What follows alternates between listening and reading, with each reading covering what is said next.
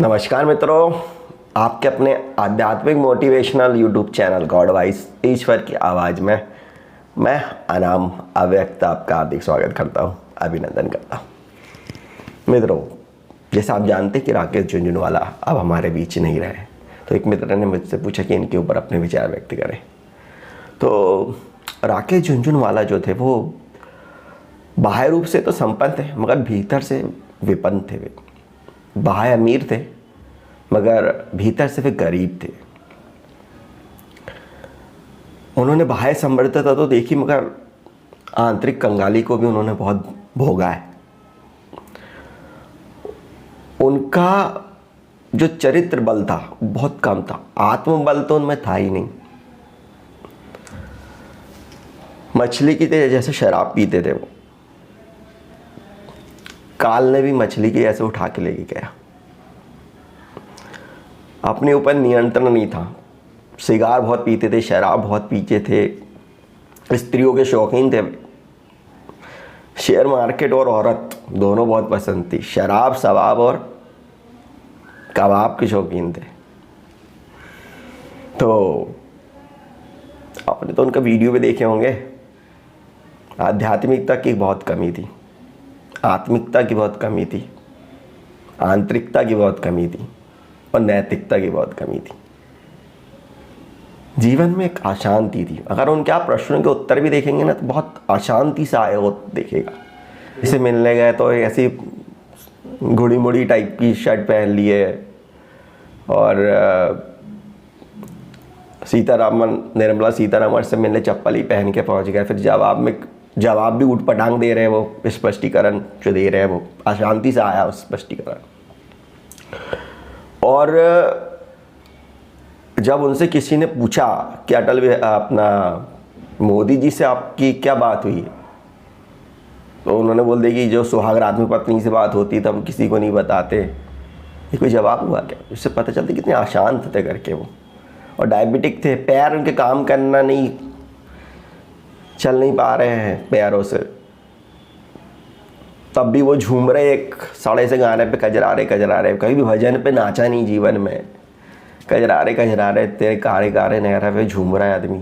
मरने की कगार पे पहुंच गया, कगार एक पैर कब्र में पड़ा ही हुआ है, उसमें भी वो कजरारे कजरारे पे नाच रहा है। तो आपने देखा कि पैसा तो आ जाता है मगर चेतना का तल नीचे का नीचे ही रहता है।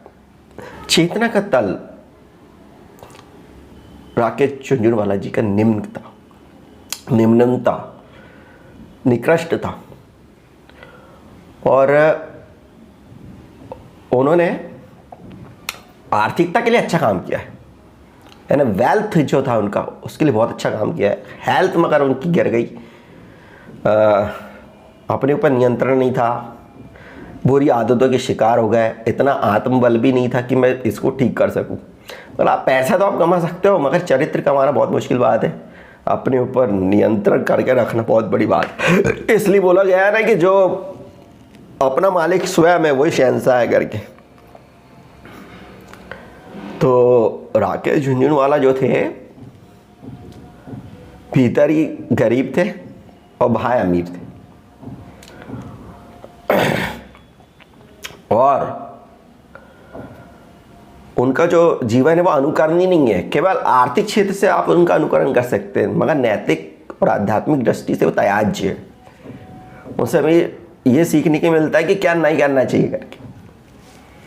उनकी इच्छा क्या थी? बच्चे को 25 साल का होते हुए देखना। उनको मालूम था कि मैं खुद ही मरने वाला हूँ करके। विस्की को तो ऐसा पीते थे जैसे मछली पीती हो करके, और बड़े शान से बता रहे कभी परमात्मा का शराब चखा ही नहीं। पूरा जीवन बरामदे में है जिया गया है, कभी परमात्मा की गोद में नहीं बैठे। स्त्री की गोद में बैठने की इच्छा है तो परमात्मा अपनी गोद से उतार देता है, याद रखिएगा। और राकेश झुंझुनवाला का मैं देख रहा था इंटरव्यू, तो जो मुझे उसमें लगा देखकर कि भाई देखिए व्यक्ति कैसा, पैसा कैसे आपकी गलत चीज़ों को बढ़ावा दे देता है। अगर आपके पास पैसा ना हो तो भी आप उस ईश्वर का धन्यवाद करेंगे क्योंकि आपको वो गलत मार्ग पे ले जाने के लिए भी प्रोत्साहित नहीं हो रहे करके। इसलिए कई लोगों का सौभाग्य है कि वो गरीब है। अगर लोगों के पास में पूरा पैसा आ जाए, वो अपनी गलत हरकतों को पूरा करने की कोशिश करेंगे। काम, क्रोध, लोभ, मोह, अहंकार, आशा, तृष्णा, आसक्ति, यही जीवन था राकेश झुनझुनवाला का, और अधिकतर लोगों का जीवन भी यही है। तो पैसे का उपयोग उन्होंने इसी को बढ़ाने में किया। काम, क्रोध, लोभ, मोह, अहंकार, आशा, तृष्णा और आसक्ति, बस यही जीवन राकेश झुनझुनवाला का।